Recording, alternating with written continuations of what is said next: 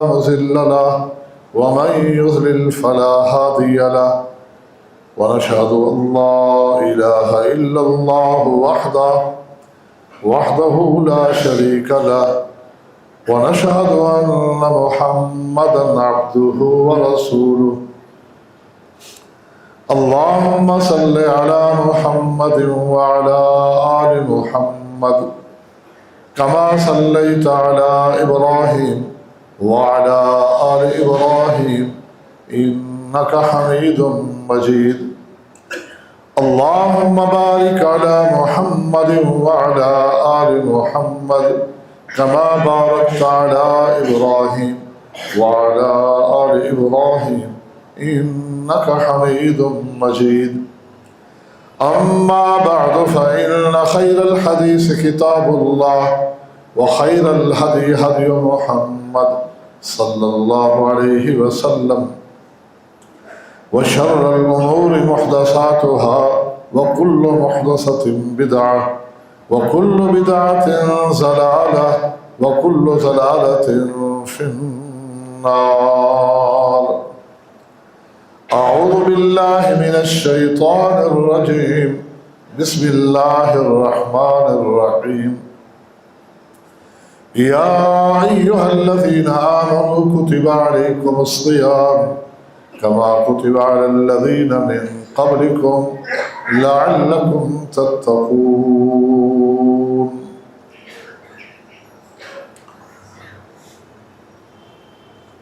حمد و ثنا اور درود و سلام کے بعد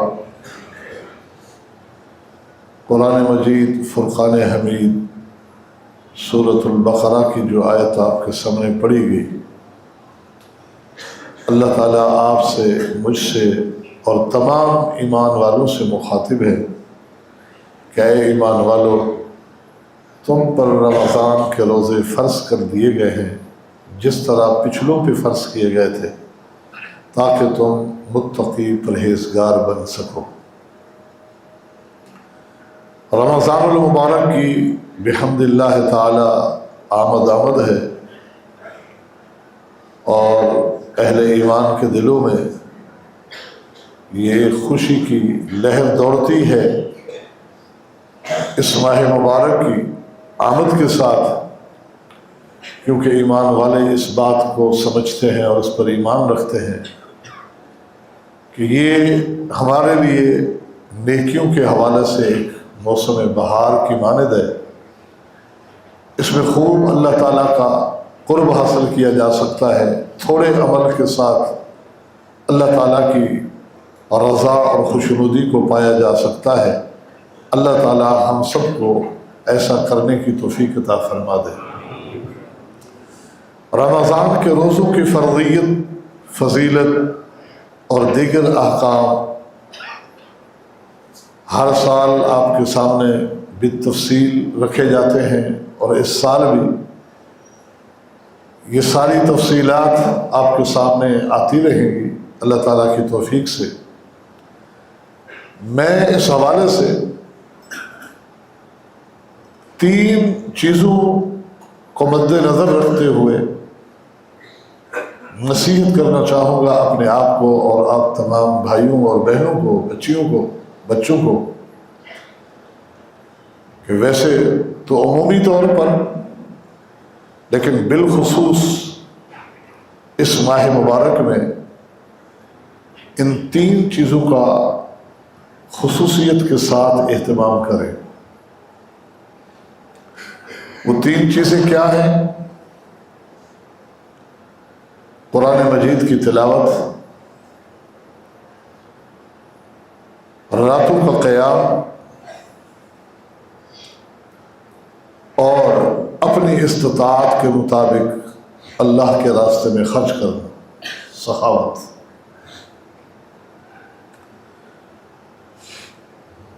صحابہ کرام فرماتے ہیں کان رسول اللہ صلی اللہ علیہ وسلم اجود الناس بالخیر، نبی علیہ الصلوۃ والسلام لوگوں میں سب سے بڑے سخی تھے۔ یہ عمومی طور پر آپ کی سخاوت کو بیان کیا جا رہا ہے۔ اور اس کی مثالیں بھی احادیث مبارکہ میں موجود ہے۔ مثلا غزوہ حنین سے واپسی پر نبی علیہ الصلوۃ والسلام کے پاس مال غنیمت ہے، خاصہ مال غنیمت ہے۔ اعراب کو پتہ چلا، گاؤں گوٹھوں میں رہنے والوں کو جمع ہو گئے، آپ بانٹتے رہے حتیٰ کہ وہ سارا مال ختم ہو گیا۔ لیکن جیسے ہی خبر پھیلتی گئی لوگوں کی تعداد اور بڑھتی گئی، ہر طرف سے آپ کو گھیر لیا مانگنے والوں نے۔ حتی استروح الی سمرہ، اتنا گھیر لیا اور قریب ہو گیا کہ آپ پیچھے ہٹے تو پیچھے کیکر کے درخت میں آپ علیہ الصلوۃ والسلام کی چادر ردا جو اوپر اڑی تھی وہ کانٹوں میں الجھ گئی، پیچھے جھاڑیاں ہی جھاڑیاں تھیں۔ تو اس موقع پر نبی علیہ السلام نے ایک تاریخی جملہ فرمایا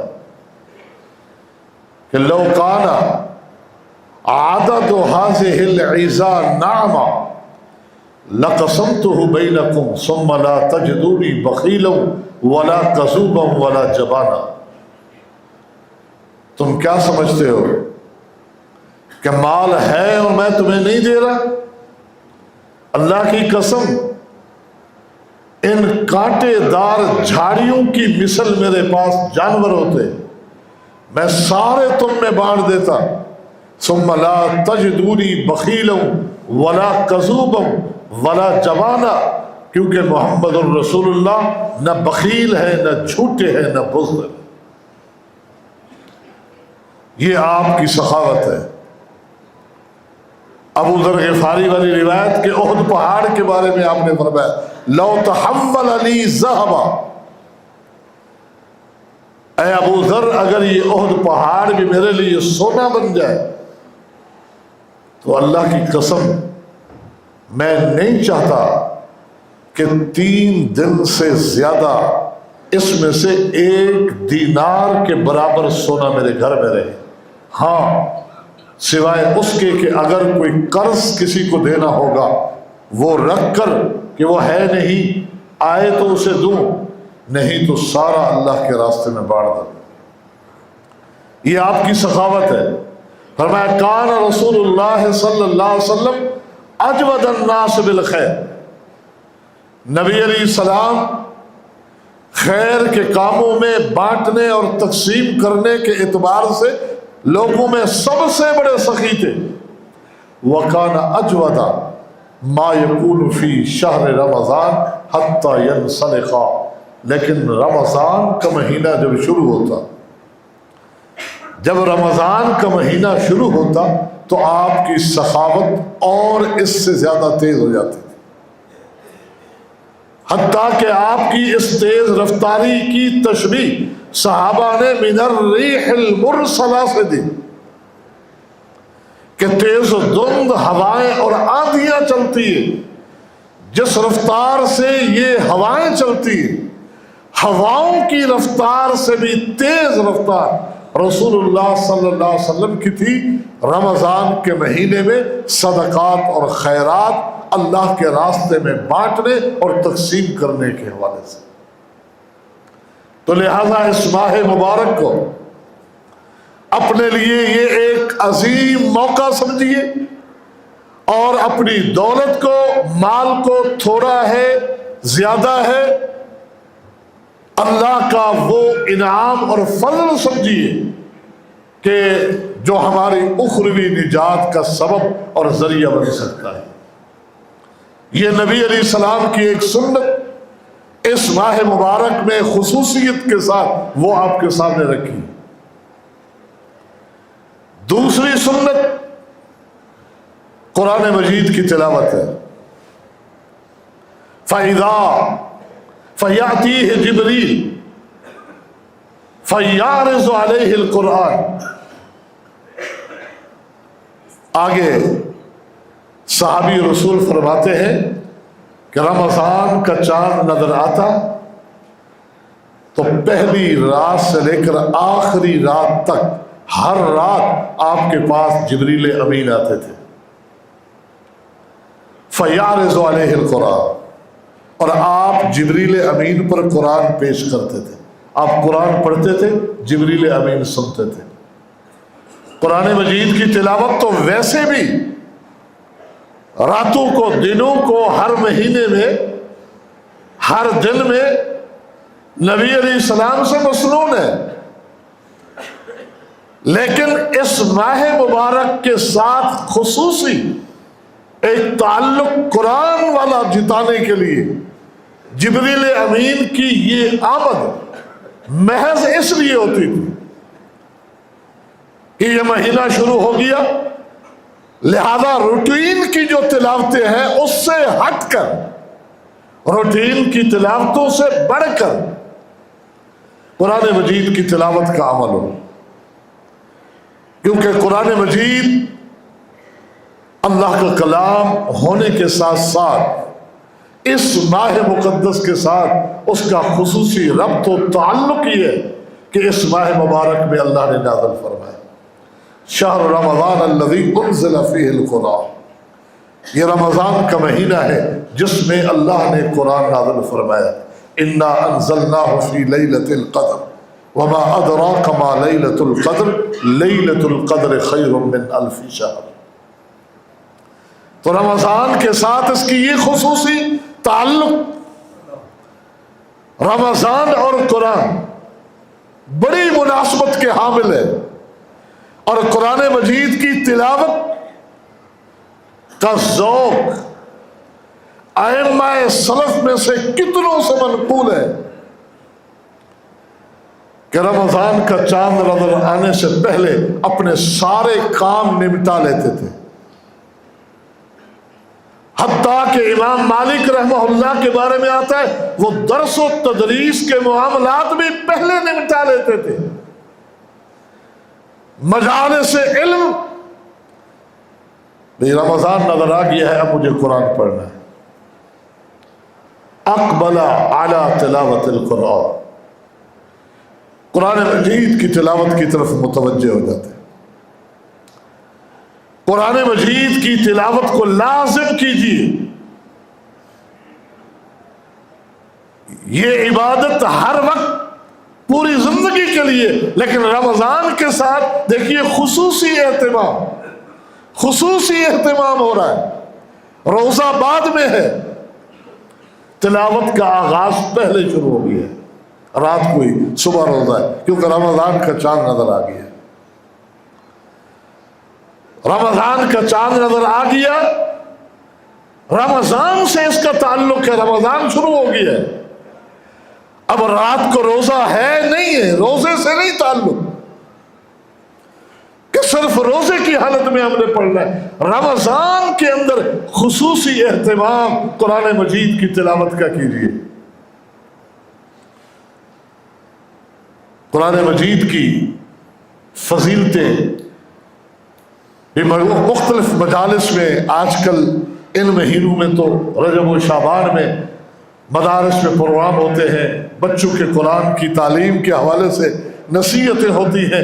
آپ بارہا سنتے ہیں کہ یہ اللہ تعالیٰ کی نزول رحمت اور برکات کا بہترین ذریعہ ہے کہ قرآن مجید کی تلاوت ہو رہی ہے، اللہ کی رحمتیں اترتی ہیں، اللہ کی برکتیں اترتی ہیں، اللہ تعالیٰ کی طرف سے رضا اور خوشنودی کے اعلان ہوتے ہیں. تلاوت قرآن کی مجلسوں پر، گھروں پر، اور شر، فتنے، فساد اور شیاطین کا خاتمہ ہوتا ہے جہاں قرآن مجید کی تلاوت ہوتی ہے. کہ اللہ کا کلام اور وہاں شیاطین کا کلام، جادوگروں کے کلام کا اثر یہ نہیں ہو سکتا کہ اللہ کا کلام پڑھا جا رہا ہے. جادوگروں کے کلاموں کے اثر ختم ہو جاتے ہیں، شیاطین کے سارے ٹوٹکے ٹونے ختم ہو جاتے ہیں، اس گھر اور گھر والوں پر اثر نہیں ہوتا. جس زبان سے اللہ کی کلام پڑھی جا رہی ہے، جس گھر میں قرآن پڑھا جا رہا ہے، جس دکان پر، جس مارکیٹ میں جہاں اللہ کے قرآن کی تلاوت ہے، وہاں شیاطین کے ڈیرے نہیں ہوتے. لہذا یہ اہتمام کیجیے کہ رمضان کے آغاز کے ساتھ اپنے معمولات میں اضافہ کرنا ہے.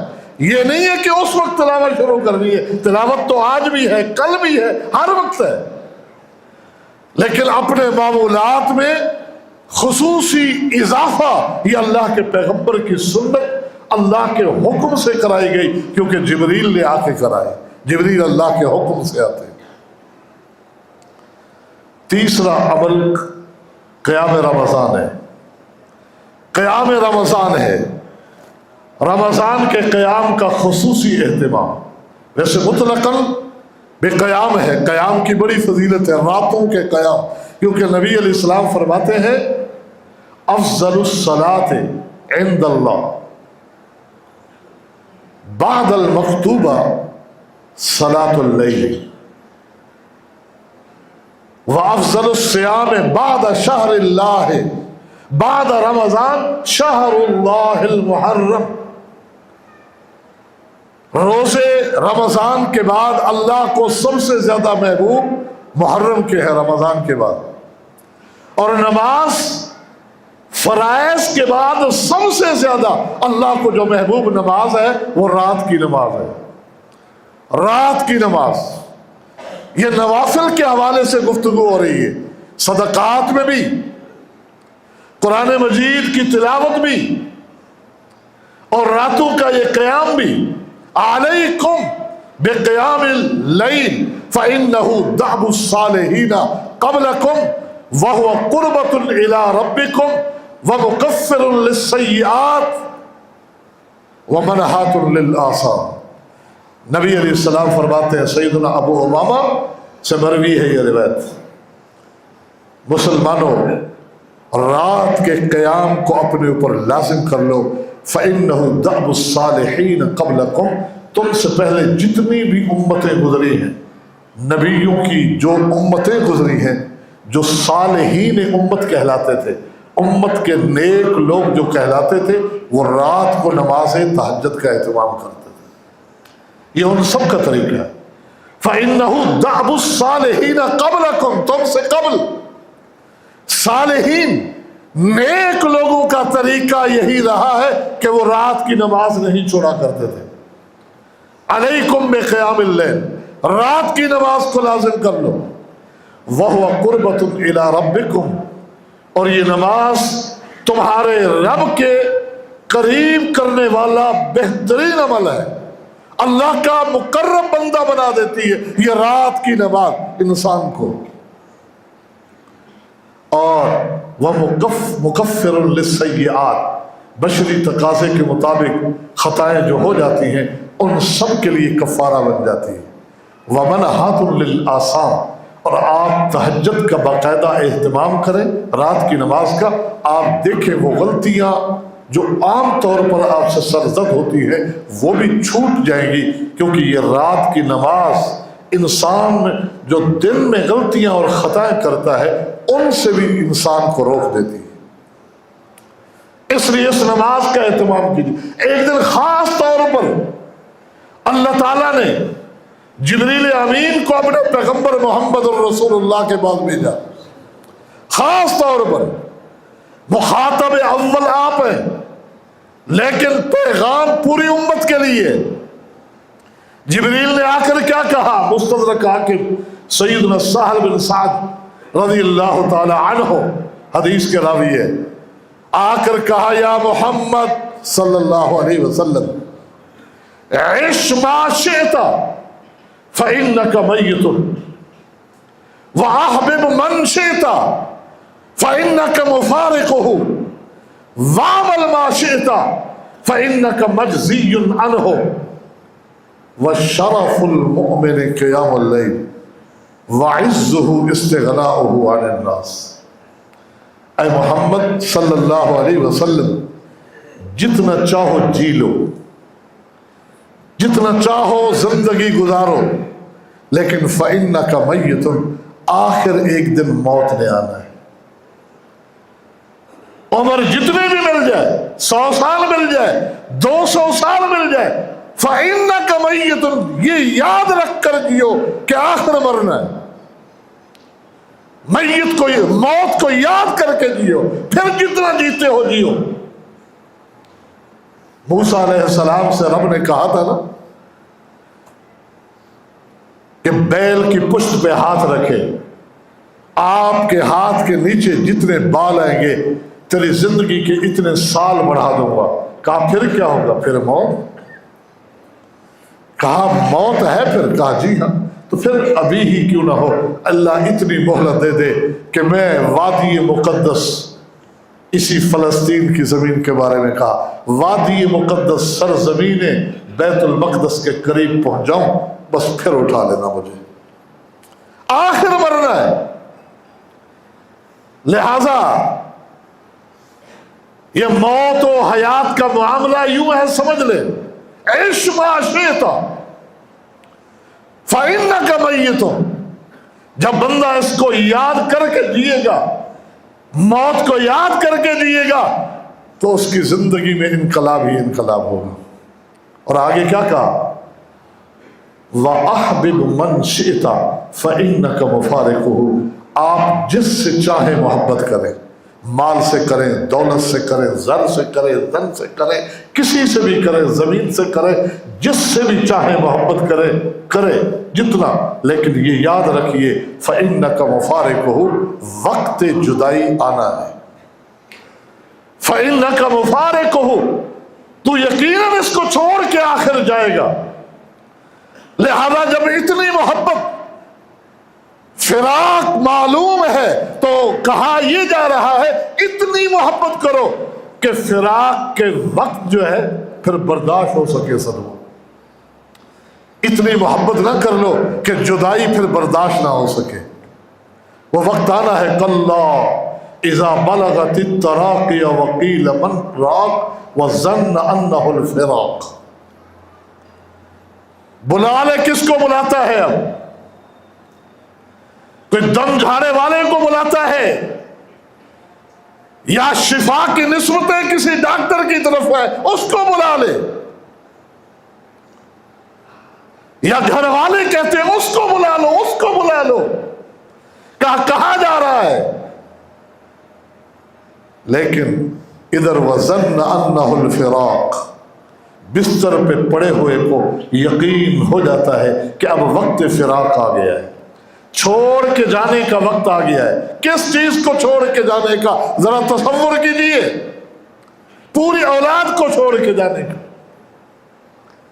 والدین ہیں تو والدین کو، بہن بھائیوں کو، رشتہ داروں کو، خاندان کو، یہ ساری زندگی جو مال کمایا، گھر بنایا، گاڑی لی، کاروبار، ان ساری چیزوں کو چھوڑ کر جانے کا وقت آیا۔ یہ ہے فراق کا مطلب۔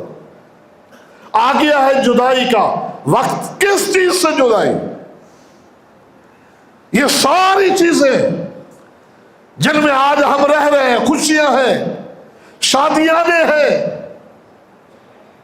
ان ساری چیزوں سے جدائی کا وقت آ گیا ہے۔ وہ یقین کر لیتا ہے کیونکہ اس پر پیش کیا جا چکا ہوتا ہے ٹھکانہ کہ اب تو نے یہاں آنا ہے۔ وَظَنَّ أَنَّهُ الْفِرَاقُ، تو کہا جبریل نے احبب من شئت، جس سے چاہو محبت کرو، جتنا چاہو کرو، لیکن یہ ذہن میں رکھ کے محبت کرنا کہ اس سے جدا ہو کے تجھے جانا ہے۔ وَعْمَلْ مَا شِئْتَ، اگلا جملہ کہا جتنا جو چاہو کام کرو دنیا میں رہ کر، اچھا کرو برا کرو، جو چاہو کرو، لیکن یہ یاد رکھ لو کہ فَإِنَّكَ مَجْزِيٌّ عَنْهُ، جو کرو گے اس کا بدلہ ملے گا تمہیں۔ آگے کیا کہا؟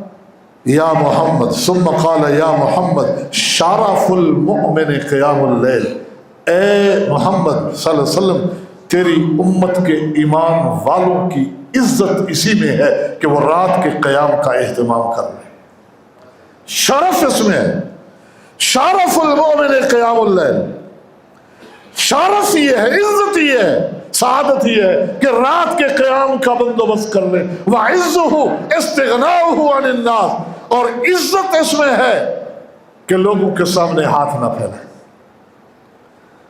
لوگوں کے مال و دولت پہ نظر نہ جمائیں، حسد نہ کریں، اس میں تیری عزت ہے۔ تو غنی ہو جا، رب جتنا دے اس پہ قناعت کر لے، اس میں دنیا میں بھی عزت ہوگی، آخرت میں بھی عزت ہوگی۔ تو یہ قیام رمضان میں نبی علیہ السلام نے قیام کیا، صحابہ نے کیا۔ وہ 3 راتیں سامنے رکھ لیں جو آپ نے باقاعدہ جماعت کے ساتھ صحابہ کو قیام کرایا۔ صحابی کہتے ہیں جب 7 راتیں باقی رہ گئی رمضان کی، آپ آئے، نماز پڑھائی۔ کتنی نماز؟ حتی باقی ثلث اللیل، ذہب ثلث اللیل، آپ نے نماز پڑھائی، رات کی تہائی نماز میں مکمل ہو گئی۔ ایک دن چھوڑ کر اس سے اگلے دن پھر آئے تو پہلے سے لوگ زیادہ جمع تھے۔ صحابہ کا ذوق دیکھیں، تعداد بڑھتی جا رہی ہے، ہمارے یہاں کم ہونا ضرور تھی، زیادہ لوگ تھے۔ آپ نے پھر نماز پڑھائی، حتی ذہب شطر اللیل، آدھی رات تک آپ نے نماز پڑھائی۔ جب آپ نماز پڑھا کے فارغ ہوئے، قلنا یا رسول اللہ لو نفلتنا بقیت لیلتنا ہذہ، صحابہ کہہ رہے ہیں اے اللہ کے نبی تھوڑی سی تو رات رہ گئی ہے، ابھی قیام کو جاری رکھیں، رات کا جو حصہ بچ گیا ہے اس میں بھی آپ قیام کروائے ہمیں۔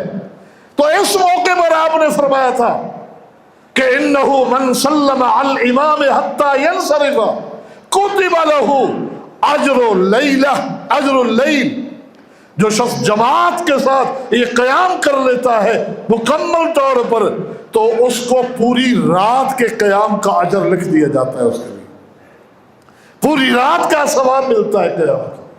پھر ایک رات چھوڑ کر اگلے رات آئے تو مسجد میں پاؤں دھرنے کی جگہ نہیں تھی، لوگ اتنے آئے ہوئے ہیں، اتنے آئے ہوئے ہیں۔ آج آپ نے جو نماز پڑھائی اتنی لمبی نماز تھی، حتی تخوفنا الفلاح، یہاں تک کہ ہمیں یہ خوف ہوا کہ سحری کا ٹائم بھی ملے گا یا صبح کی اذان ہو جائے گی۔ اتنا لمبا قیام یہ نبی علیہ السلام کرا رہے ہیں صحابہ کو۔ صحابہ کا بڑھتا ہوا ذوق، اگلی رات تو سڑکوں سے باہر بھی لوگ، مسجد سے باہر بھی لوگ بیٹھے، آپ آئے ہی نہیں۔ کیوں نہیں آئے؟ کہ کہیں اس ذوق کو دیکھ کر اللہ فرض نہ کر دے۔ یہ نبی علیہ السلام کے قیام کی جھلک ایک دکھا دی کہ رمضان کی راتیں اس طرح گزارو۔ اور ایک حدیث ابو داؤد میں ہے کہ آپ نے دعا اہلہ ونساءہ، رات کے اس قیام کے لیے اپنے اہل و عیال، اپنی بیویوں کو بھی بلایا کہ تم بھی اس قیام میں شریک ہو جاؤ۔ اللہ تعالیٰ ہمیں اس ماہ مقدس کو صحیح طریقے سے گزارنے کی توفیق عطا فرما دے۔ وآخر دعوانا الحمدللہ رب العالمین۔